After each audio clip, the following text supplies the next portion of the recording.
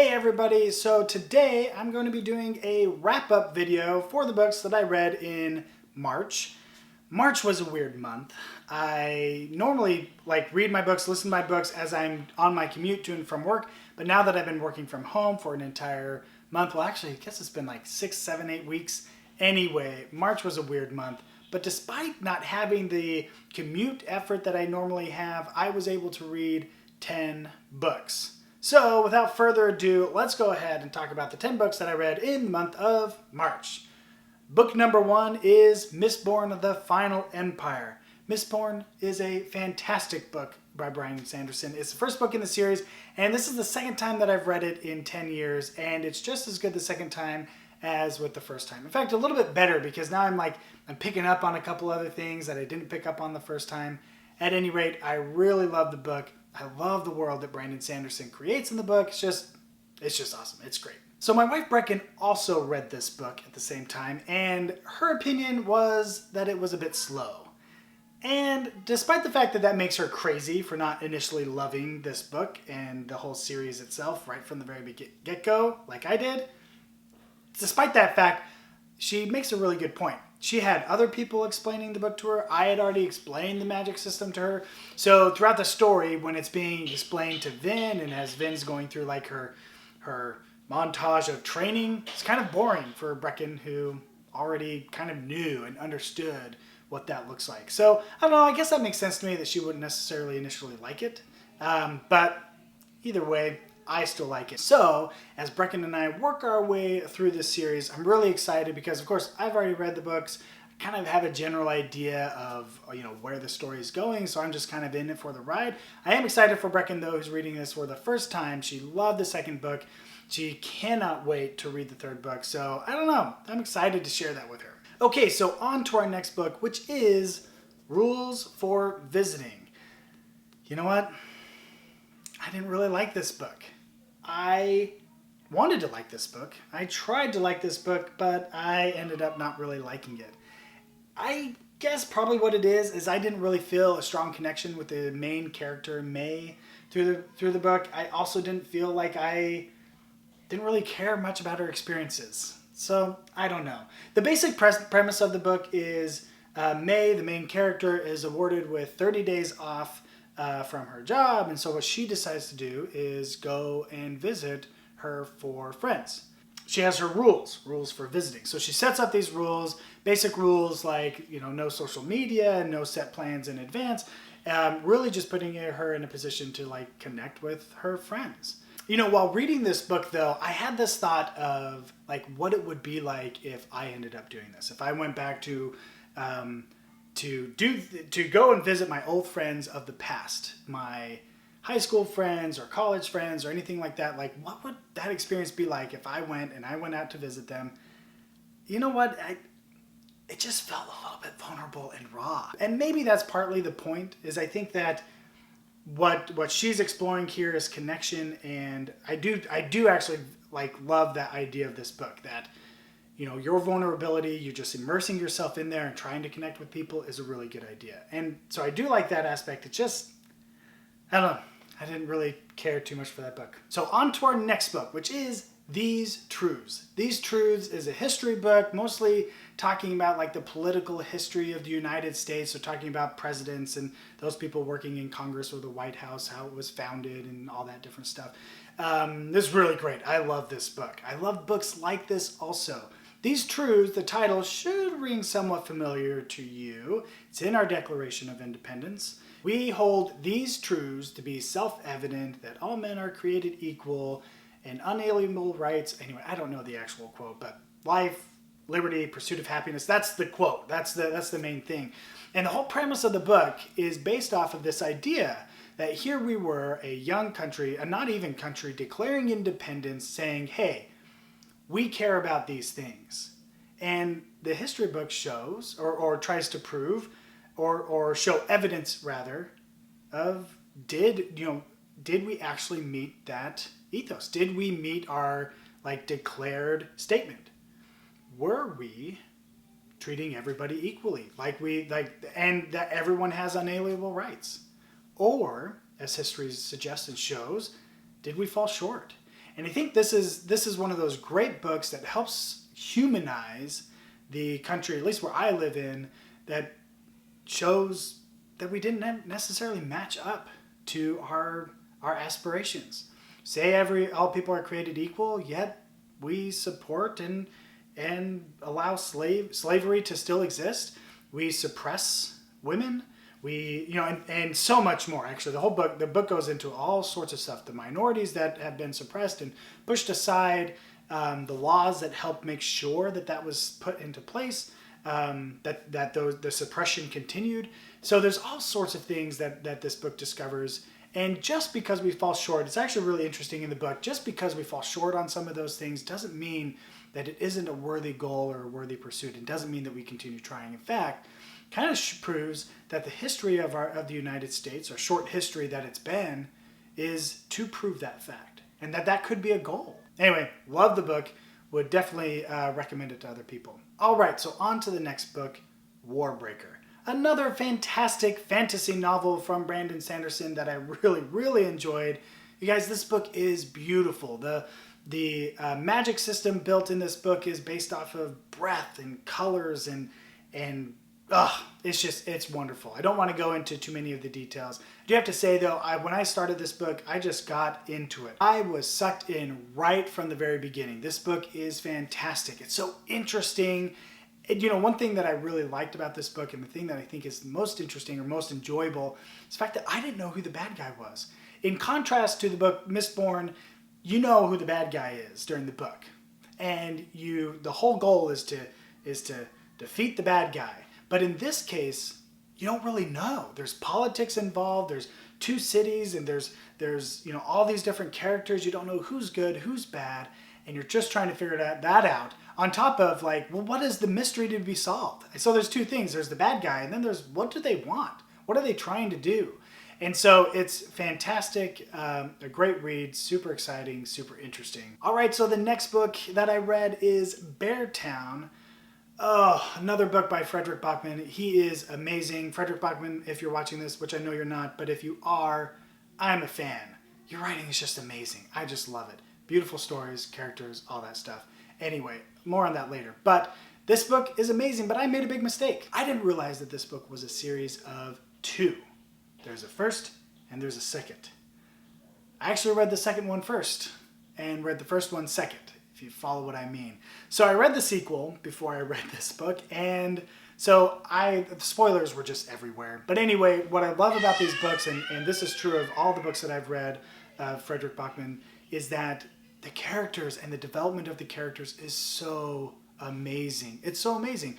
I don't have to feel like I empathize with them or agree with all of the characters, but I understand them. And that's really important. Even the bad guys, the good guys, and everybody in between, you at least understand their point of view. So I really like that. Backman, you did an amazing job. It's amazing. So on to the next book, which is Neverwhere. Neverwhere is not my favorite fantasy book. In fact, I would dare say it might be my least favorite, but I would have to really think about that. The fantasy world that was created, I did not like. It's dingy, it's confusing, it's gross, I think it's called the Underground, the London Underground. It's weird. The thing that I really like though is that Neil Gaiman was able to take a character so boring and unimportant and throw them right at the very protagonist level of this novel and be able to pull him through. And it was amazing. Pulled into the world, he's immersed in it, and you see how a very boring individual works inside a very confusing and dark fantasy world. It's awesome. Neil did do a really good job in writing it. However, I just didn't like it because I just didn't like the world, and it was just confusing. I didn't like it. Another book that I read in the month of April is a memoir by Bryan Stephens called Just Mercy. Just Mercy is a fantastic book, and the author is even more amazing. Bryan Stephens is an African-American defense attorney practicing law in the great state of Alabama. During a time right after, kind of after the civil rights movement, so we're talking maybe early 80s, he is defending other African Americans who had unfair trials. And so although the memoir covers a lot of different stories, it really talks about one main one. What I really like about this is that his clients aren't all not guilty. In fact, many of them, most of them aren't or are guilty. So many of them are guilty, and what he's trying to do is make sure that they get a fair trial, fair representation. Specifically, he focused a lot on clients on death row. Kind of exciting. You get the side of things where you get the criminal defense side of things, so a lawyer trying to prepare his case and everything, but then you get kind of the behind the scenes of what that looks like.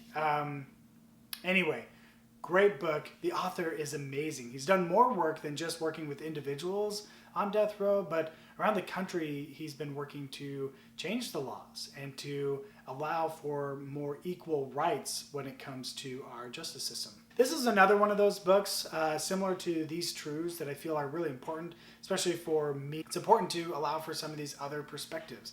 And it isn't necessarily about how or where I grew up, but I'm a white, male, middle-class person. I mean, I have a single story perspective by the nature of who I am. So I love reading these type of books that help me gain a different perspective. Anyway, love this book. It's an important book. Yeah, encourage you to read it.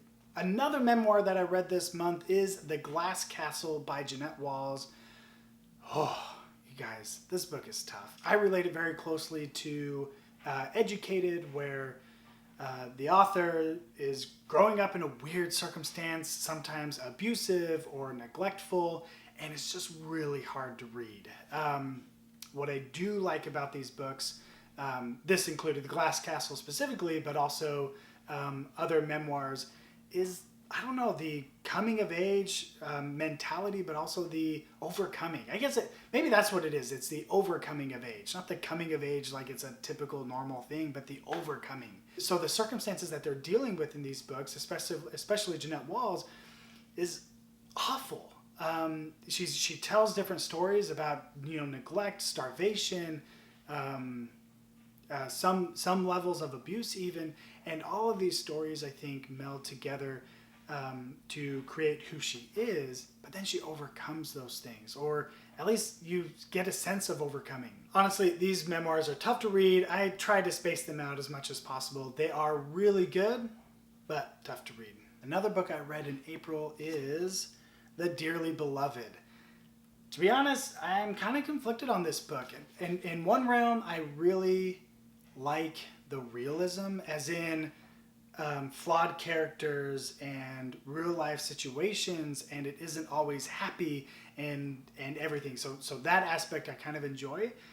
But then, I don't know, I was kind of bored. So the book follows 4 individuals whose lives intersect, and it's about their experience with each other and with God. What I found interesting, I didn't do any research before reading this book, so I had no idea what I was getting myself into.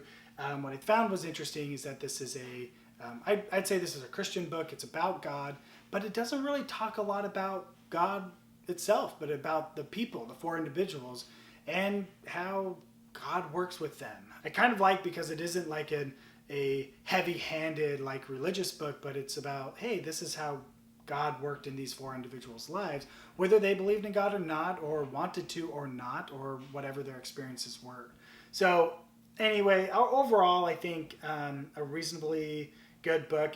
What is interesting, and you'll notice the same thing if you read the book, hopefully maybe, is you get hooked right away. I mean, the first sentence of the book, on the day Charles Barrett died. So it talks about one of the 4 characters right at the very beginning communicates like, hey, on the day he died, these are how the reactions of the people. And I was hooked because the reactions weren't what I expected it to be. It was kind of a weird, and I'll leave it there because I kind of want you to experience it. But that was kind of my hook, is like, who are these people that that would experience a death like this and react like this? Like, what does their life and experience need to be? Anyway, Dearly Beloved, it's all right. So the last book on my list is Mindset. Mindset is a self-help book. It basically talks about how there are 2 basic mindsets in life. One is a growth mindset and the other is a fixed mindset. Those with a fixed mindset usually see failure as something to be avoided or feared, while those with the growth mindset kind of see failure as a learning experience. I love these type of books. This is actually the second time that I've read this book, and it was just as applicable, more so applicable now than it was when I read it the first time. Some of these books I really like where it kind of changes, or what you get from them changes based on your, I don't know, your current spot in life. And in this case, now that I'm a father, a husband, I feel like things have changed a lot for me. Well, so while reading this book, I kind of thought about my kids and how I can help them develop a growth mindset. Now, here's the thing that I don't really like about this book that I just want to get out of the way. I'm not an absolutist. I don't even know if that's a word that could be used in this sense, but I don't believe in just like cut and dry, true, false narratives. So when somebody tells me, well, there's two types of people in the world, those with a fixed mindset, those with a growth mindset, I'm kind of like, really? You think there's only two types of people in this world? Interesting. So I don't really like that aspect, so I just kind of wanted to throw that out there, put it out there. However, it did bring up a lot of research and findings that have gone on through the past about those that have a growth mindset being a little bit more successful, but also but what causes that success? Why does a growth mindset mean that? I like it. I think these are really good reads. I imagine 5, 6, 7 years from now, I'll probably do another read of this book. So there you go. There are the books that I read in the month of April. Hope you enjoyed this video. Go ahead and comment below if you have any thoughts on the books that I've read or just any thoughts in general.